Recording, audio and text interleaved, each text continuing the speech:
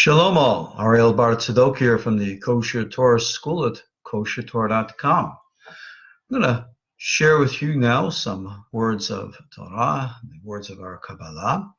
It is Wednesday evening, the 27th of June, 2018. This week's Torah portion is called Balak. All right. It discusses the topic of a very, very interesting character named Bilam. Bilam is a prophet. It is said in Talmudic tradition about Bilam, quoting the verse in the Torah itself, where it says, there never arose a prophet like unto Moses. It says, well, not in Israel, but amongst the nations, there was a prophet who was of the similar stature and character of Moses, and that, of course, is Bilam himself. Now, you can go look this up online. There's actual historical evidence for the existence of Bilam. They've actually found the remnants of an ancient temple of his somewhere in modern-day Jordan. And he was known as a man of power. And the topic that I want to share and discuss with you right now is the topic very hot today, of course, magic. Well, here's the good question. Is magic real? And the answer is, well, if the Torah spends so much time to discuss it, to prohibit specific elements and aspects of its practice, well, then, yeah, there must be something real to it. But the definition of real or reality is what is subject now to our understanding. So, for example, if I were to ask you, is Santa Claus real? The Easter Bunny, are they real? You're going to say, well, of course not. But I beg to differ. Of course, they're real. Santa Claus is very real. The Easter Bunny is very real. But what is the nature of their reality? If I was to say to you, of course, Santa Claus lives in the North Pole, and he's got reindeer with Rudolph the Red Nose right at the point. It's all real. But a real what? A real story? But of course. A real idea? But of course. Is it an historical, physical fact? No, I think we have enough flights over the North Pole to recognize, Santa's workshop isn't really there. But the nature of an internal, experiential reality, one based on faith, as opposed to something external and physical, based upon, if you will, physical evidence. They're totally different realities, totally different definitions of reality, and yet they are both real. If I were to ask you to prove to me something tangible and physical in the physical world, you could. If I was to ask you to prove to me something intangible from the world of, let's just say, emotion, feelings, well, you can't. You can't physically show it. Extract from yourself the existence of a feeling. You can maybe express it through action, but you can't show me it. Show me a mother's love. Show me the passion of spouses. You physically can only show the expressions thereof. Now, understand magic. Magic is very real. But what is the nature of its operations? Bilam, in ancient times, was a master. He was a sorcerer, a warlock. Are these things real? The answer again is yes. Is there an element of it in the physical world being real? Well, again, we have to define terms. What's real? You have a mind. We all have minds. Is the mind something real? Science has tried very hard to prove that the mind is just a byproduct of chemical functioning of the organic brain. And I believe they failed miserably in that attempt. Now, the mind is something far greater than just the existence of brain. Well, if you want to understand magic, we can associate it with the supernatural, the metaphysical. But remember what those terms are by themselves. They're not objective, concrete realities. What is supernatural? Here we are in the year 2018. I'm sure someone in the year 1918 would have thought a lot of modern technology to be supernatural. Who knows what in the year 1800 years from now, will be the regular practice of technology, which today we say, oh, impossible. How do you know? Same thing with physical, metaphysical, above the physical. Understand the foundation of what we today call magic is predicated on a concept of reality of the universe that we discuss, embrace, and of course expand upon in all books, the Sefer Yetzirah, the book of formation. I have a very long course on that. I have a 40-hour course on the Sefer Yetzirah, which I taught the prophetic way of meditation. And I'm actually in the process of going through the text a second time, going from more ancient sources. We have chapters 1 done and others in the process of being done. We'll finish that series up probably in the fall. My point is, there are 3 dimensions. No, not just the physical dimensions. The physical dimensions of themselves is space. Second dimension itself is time. That third dimension of which I speak is called in Hebrew nefesh, which is soul, which is mind, which is consciousness. So our 3 dimensions are space and time and consciousness. Whenever we are dealing with entities that exist in realms higher, if we even use the word to define higher, it includes and embraces this realm, this dimension of consciousness, mind, and thought. And if we wish to access the higher realm, then we access it through the power of mind, and therefore experience a reality above space and time.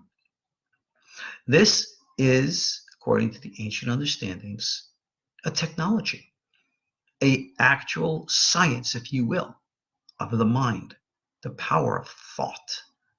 In that respect, this was known by both Moses, Bilam, and countless others around the world and cultures everywhere throughout all of time.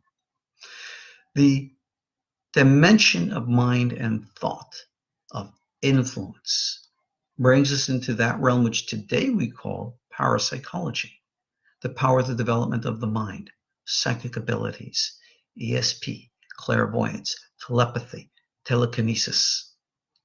All of these things are part and parcel of what we call in our traditions Hasakat Ruach HaKodesh, the acquisition of divine inspiration. Now, in all due respect, Bilam was far from what we would call divine. We think or call him the opposite of Moses. And indeed, in the Kabbalah, the Ariel, they say that Moses and Bilam were like 2 sides of the same coin, essentially the same soul, just 2 elements of the same soul. So understand something very profound, like it says in the Bible itself, right? Book of Isaiah, chapter 45, I think it's verse 7. God, all right, for those of you who are Torah observant, you might recognize these words. Yotzer Ur Borei Hoshech, Oseh Shalom. Right, these are words that we recite in our prayers, where in which we say, God is the one who creates light, darkness, makes peace, and the prayer says, Borei et HaKol, creates everything. Go back to what Isaiah originally said. It says, God creates evil. Ani Hashem Oseh et HaKol. God is the author and source of all things. See, this is one of the foundational differences between Torah Judaism and Christianity, for example. Whereas in Christianity, they believe there is a duality, good and evil, duking it out for control of the world.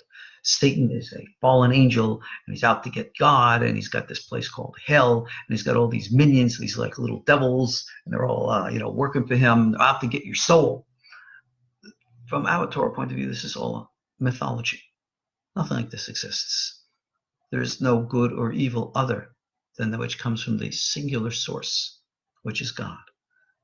And that is how come one like Bilam, who very well might have been evil, Ra, had equal access to God, as did Moses himself.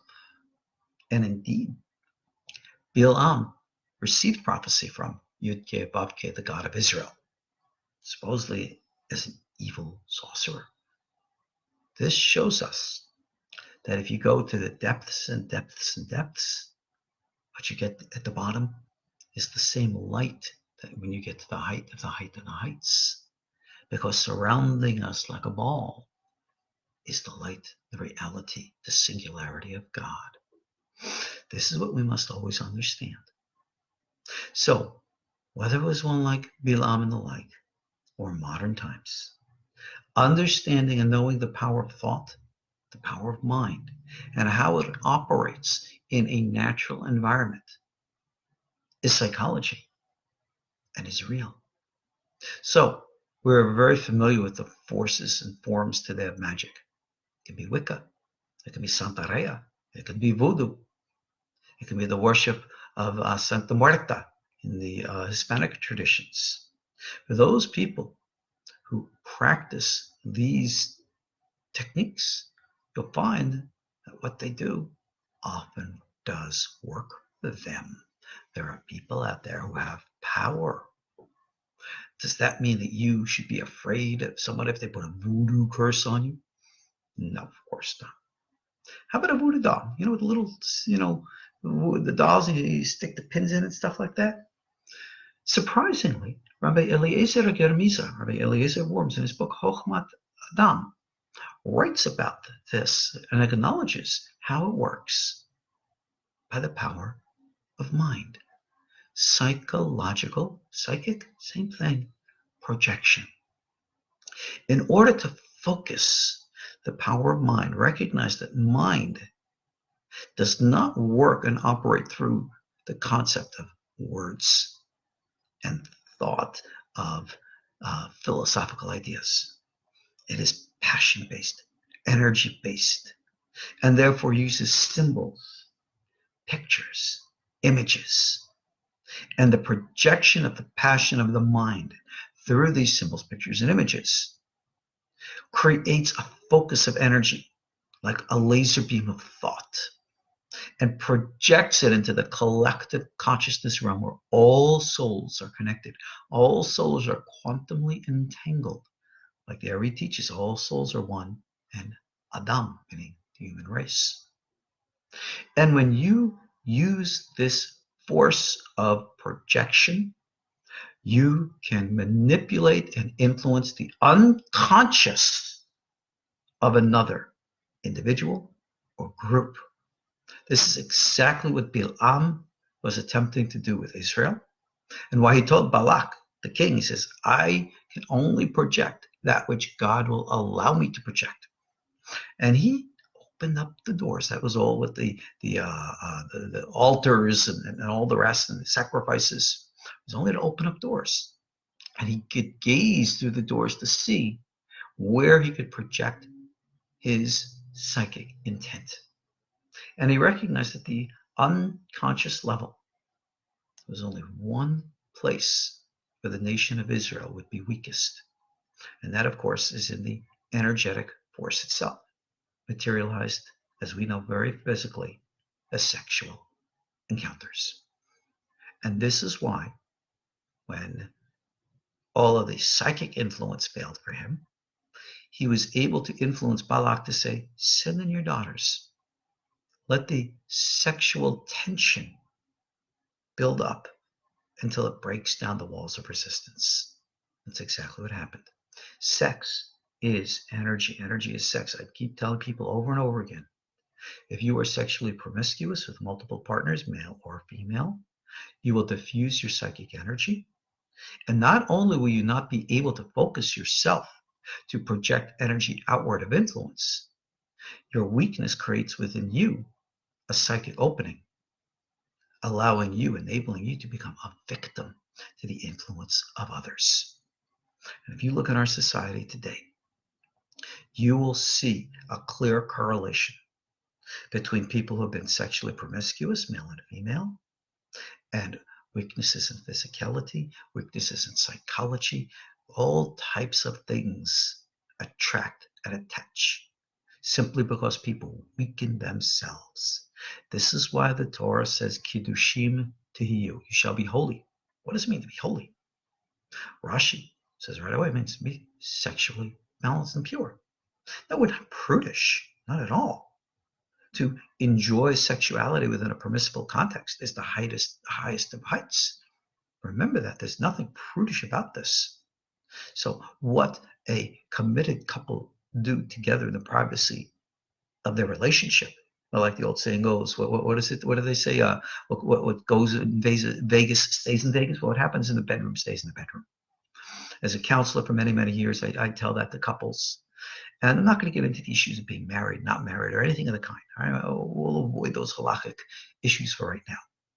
It's a matter of relationship and balance and focus. It's energy.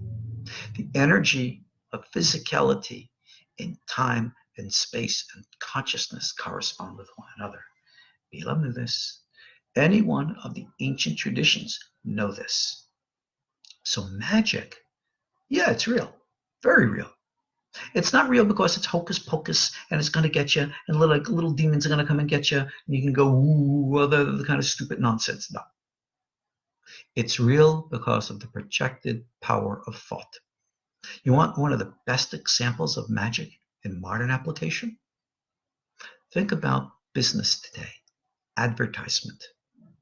What was originally secrets of the manipulation and influence of the mind. These were the closely guarded secrets of the magicians. Today, they teach those techniques in universities and colleges in advertisement and marketing courses. How to get across a message, subliminal subduction and the like. This is how magic works. This is why high ritual, right? Magical ritual has all of these different forces and forms. Because when you know what you're doing and how you do it, you can have an influence. And this is why the Torah prohibits these types of things. Why? Because think about it. If you have someone who has an unfair advantage being able to manipulate your mind, like in good old Star Wars, right? The Force can have a strong influence over the weak minds. Remember that original in Obi-Wan Kenobi, where in the original Star Wars 77, the stormtroopers came up to them and they found the droids. And Obi-Wan says, those aren't the droids you're looking for. And the guy repeats it because he's projecting his thoughts into the weak mind of the other. This happens all the time. Those with the power of mind do this. Even in the traditions that we observe, when a tzaddik, a righteous individual, does this for good, we call this a baracha, a blessing. When you go to a Rav who really, really understands this, and you ask him for his blessing, whether it regards to healing, physical healing, whether it's emotional issues, whether it's financial issues, finding a mate, whatever, the real person knows to visualize that which you are seeking, creates a reality in the mind which becomes so real, and then projects that thought from the realm of the potential in mind to materialize in the actual and form. That is how a baracha, a blessing, works. The opposite is also true. You can create a negative form and project that out to cause harm. That we call a curse. So therefore, who has the power of mind and will and thought to project energy with such passion? Pretty much anybody and everybody has the ability. It all depends on who uses it and how they use it. All right, ladies, you understand what I'm saying. Because if I say to you, tell me about the passion you have for, of all things, your children. You will protect your children like a she-bear. You will love them. You will have such passion for them. You project that energy onto them. Right? Sure you understand. There's, in quote, magic to it.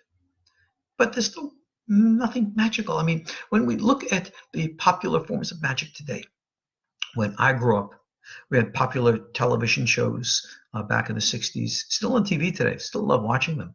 Elizabeth Montgomery played in Bewitched, and Barbara Eden, of course, played I Dream of Jeannie. And with the blink of a head, rubbing, twitching of the nose, they made all kinds of things, puff in and out. Entertaining, But that's not exactly the way things work. Today, of course, big popular things are Harry Potter, right? There is a lot of truth in what J.R.R. Rowling's put in the Harry Potter novels, but it's not hocus pocus magic. Can you use a real magic wand? It becomes a tool for the projection of mind and thought, a symbolic projection. And if you believe it, you can use it. On the opposite, sometimes ignorance really is bliss. Because if you don't believe it, sometimes you can actually block yourself off from its influence. Sometimes, not all the times, but sometimes. So understand now how the power of mind works. When we study in the Ascent school, the Aliyah school, the Sulam Aliyah, when we are expanding the power of mind by expanding consciousness, like is taught in the Samkhya philosophy of the Patanjali Sutras of Raja Yoga, you will realize that your mind acquires abilities, right? Above and beyond that of mortal man kind of thing. You can see things. You can do things. You have influence. But we don't pay attention to those things. We don't focus on those things. That's not a means to our end. That's not what we're looking for. Right? It's not an end, I should say, to our means. We recognize the power and the ability of mind, and you use it for good.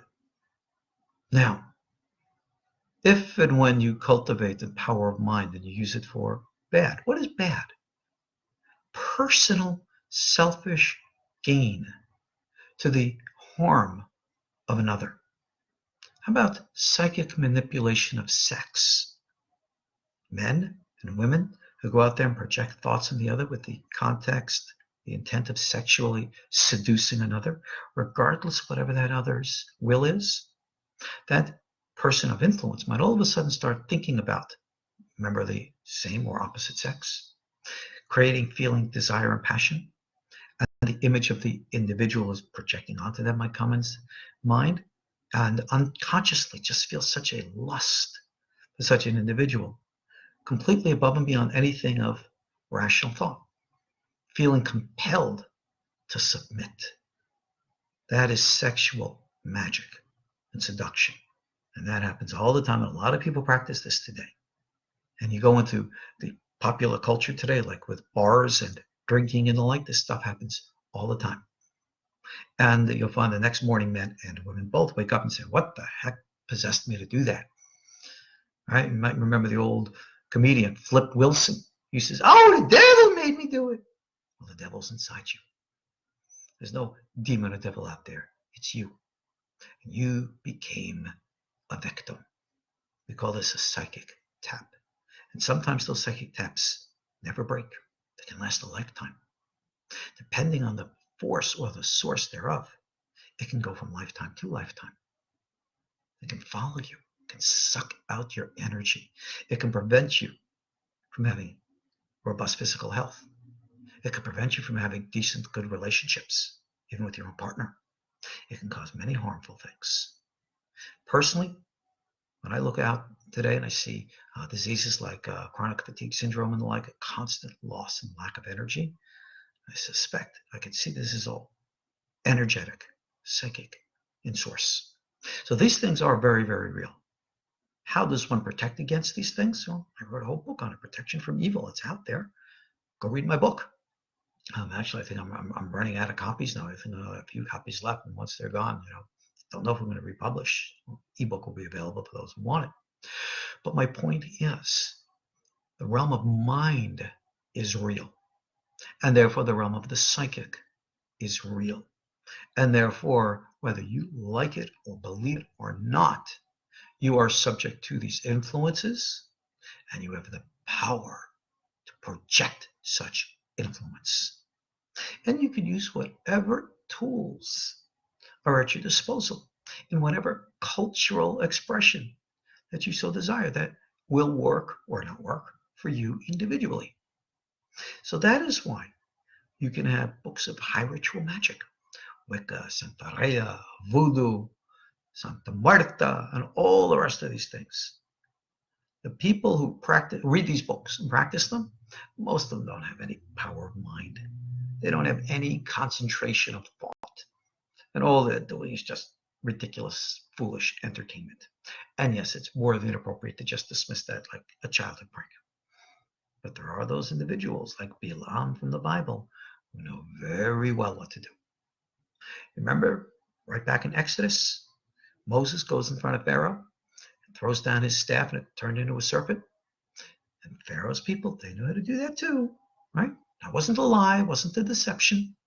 They understood how the power of mind could manipulate physical form. That is what they thought Moses was doing. They thought Moses was a sorcerer, a wizard, a warlock. And it was only when Moses was expressing things beyond their control, and they said, this is the hand of God. No human mind alone could do this. That was a shocking revelation for them. That's what won them over. So no one understands now, in light of this week's Torah portion. Is magic real? Yes, it is. But it's not hocus pocus. It's not even supernatural or metaphysical. It's all psychology. And the greatest, most powerful defense is walking the natural, proper path of energetic balance. And that is why we have the commandments of the Torah. All the commandments of the Torah are a means to an end. Rambam makes very clear in the Moreh Nebuchim, the Guide to the Perplexed. All the commandments, the whole focus of everyone, is to wean us away from idolatry. What is idolatry? The confused state of the mind, in which you do not recognize singularity, but continue to embrace the duality, which is a delusion. As long as you think good and evil are duking it out for each other, then you're in a constant state of conflict, strife, and you've lost your focus. But when you recognize everything is a singularity from the hands of the singular source, everything is in unity. All the commandments to teach us this. We don't need ritual high magic. No. Even though our commandments work in a form that when understood properly, that is how they serve.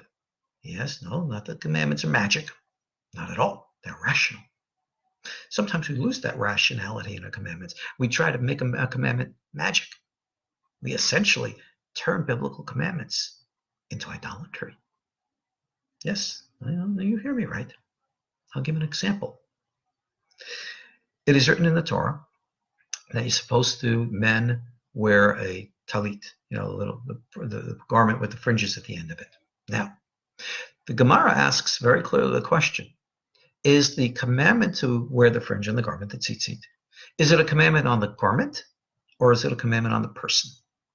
In other words, does a person really have to wear tzitzit? And the answer is no, not at all. But if you have a four-cornered garment, then those garments require the fringe, the tzitzit. That's all. And in order to fulfill this, our tradition today is that when we recite our morning prayers, we have a big talit that we wear. Some people, out of the love of the commandment, will create a specific garment that they can wear under their garments. Some will wear it with the tzitzit hanging out, the Ashkenazim. Some will wear it with the tzitzit completely concealed within, like the Kabbalists, like the Sephardim. That's called the talit katan. But here's the problem. Many believe that this talit katan has magical powers. That if and when you wear the talit katan, that all of a sudden you become immune to all types of psychic and spiritual attack. That it becomes a shield about you. No, it doesn't. Some people believe the mezuzah is a psychic shield for your house. It used to be that they would take the backside of the mezuzah and put all kinds of angelic writing and holy names. We only have small remnants of that today. We have the name Shaddai and Kuzu on the opposite side of the mezuzah. There used to be many, many more things. The commandments are not magical. You cannot perform a commandment and all of a sudden it in of itself has a power. No. Remember, it's the power of the mind, the power of the soul. So the talit katan can become a tool for the projection of your psychic energy of protection. But the garment itself has no power. The mezuzah can become a psychic tool of projection, but in and of itself has no power. Many homes have mezuzahs on it that have been robbed, burned down. Terrible things have happened. Some people want to say, well, I can read in the mezuzah and the words and the writings there and reveal secrets in the house. Well, that's more like a psychological or psychic Rorschach projection rather than something that's actually there. If you're wearing a talit katan because you think that it has magical properties, you're committing idolatry. You don't even know it. Best for you not to wear a talit katan rather than to wear it. Head covering for a man. Kippah. Do you know why a man wears it? It's called a midat hasidut, pious custom. There's absolutely no need, no reason to wear a kippah. Why do I wear it? I'm a rabbi. I'm expected to wear it. It's a cultural thing. That's all. Culture. No magic to it whatsoever. There are times that I don't wear a kippah at all, and I have no need to. Right? I might wear a cap, might not, whatever. It's irrelevant. Because yirat shamayim, the fear of heaven, the true calibration, is inside you. Oh, gosh, where did I learn that from? Something in the prayers that I recite every day. What did it say again? Oh, that's right. And these words which I command you this day shall be upon your heart. That's from the Shema Yisrael prayer we recite every day. I have dear friends of mine, one of whom shares with me, says, Rabbi, wherever I see a beautiful woman, I just can't control myself. I said, oh, really? You have no control. Really? My attitude is almost like a Marine Corps drill sergeant, right? I would proverbially slap him down and say, you gain control. You don't gain control and strength by running away from a problem. You gain control by taking control. If your muscles are weak, you build them up. If I were to say to you, drop right now, give me push-ups. Heck, I can go on camera right now. I can drop and give you 100 push-ups right in a set like that. But I practiced to get to that point. It didn't come naturally. There's no magic to it. If you want to get from 10 push-ups to 100, it takes time. You practice it. You want to build the power of your mind. You want to take control. Start practicing control.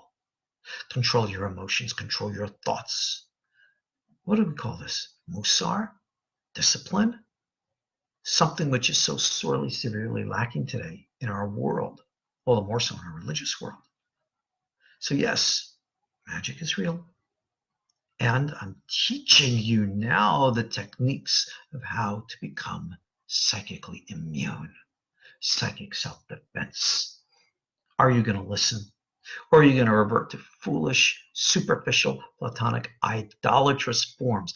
Oh, I'm going to look for a segula, some kind of ritual magic. I'm going to recite a verse and it's going to protect me. I'm going to do this and I'm going to do that. You're going to do everything except what you need to do and wonder why you fail.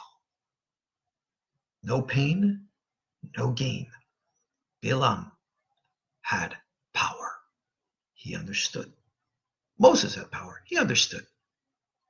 And as strong as Israel was, they understood. And because there was an opening in the psychic collective soul of Israel, they fell to that influence. So, as I share with you now, understand and know the power of your mind is paramount. The power of your will, the Keter, highest level, paramount. Learn to control. Learn projection of positivity. And remember, people say thoughts are things. Yeah, that's true. But not every word that we say has power to it. Because if you, like a light bulb, like energy, if you don't put the power into it, there's no power into it. So a word in and of itself is weak. Don't worry about it. But when someone has the power, when they have the ability to project in vision, in form, and in word, watch out. Protect yourself from influence, saying, I do not accept. You put up a visualization in your mind. You allow your unconscious to absorb a psychic shell, create like vision, energy around yourself. Project it out. Remember the Aaronic blessing like that? We do it like this. Project it out. And there are certain sounds, tones, words that are used as the tools. Some of my colleagues teach that. I endorse you to learn from them and see what they have to say. See if it works for you. Make it work for you. This is what magic is and isn't. I made a comment about that on Facebook a few days, week ago, whatever it was. Right? Magic isn't hocus pocus, but it's real. And I was reading all the comments on it, and I was shaking my head that people just don't understand. They look at the superficial and the platonic, and they have no understanding of the psychology. They have no understanding of their own minds, well, the more so the minds of anyone else. So therefore, go into my courses that I have on our KosherTorah school. Right? You want to learn about all the holy names, the 72 triad name, the 42 letter name. I have courses on all of that. You want to learn how to pronounce? I'll show you how to pronounce all those names. Big deal. You're not going to do anything with them if you don't have the energy to put into them. I teach that in all my courses. You want to learn psychic self-defense? I have courses about this online. I have my book, Protection from Evil. And again, I'm running out of the paperback. The ebook is available. Learn, see, experience for yourselves. Rule 1, never ever be afraid. Never. There is no evil devil out there duking it out for you. There's only God, the only power of the singularity. So you focus on that singularity, on the echad, the dalit of the unity of the word one, and recognize there is no other reality. That is your greatest immunity. Cultivate the power and force of your mind. Make it real. You'll discover true magic. You'll create beauty, or you can create hell on earth. It's all up to you. Choose wisely what reality you wish to embrace for yourselves and what you wish to project on others. You either give a blessing, bracha, or a curse, klala. It's all in our hands. God watches. God waits patiently for our souls to learn how to use these tools of mind properly. This is what we call tikkun, rectification. That God bless us, that we rectify ourselves and our world. That is Torah Mashiach. So on that, let me conclude. I want to thank you for listening in. I hope you're going to take this stuff to mind and do something with it. Be'ezrat Hashem, that's what these classes are meant to be. I don't want you just to think about things and go ooh and ah. No, I want you to practice. Like it says in Perek Yavot, lo midrash ikar. Right? It's not the learning, ela hamaaseh. It's the doing that counts. Learn the power of your mind. Use it wisely. I'm Ariel Tzadok from the KosherTorah School here at KosherTorah.com. I want to thank you all for listening in. See you all next time. God bless. Shalom.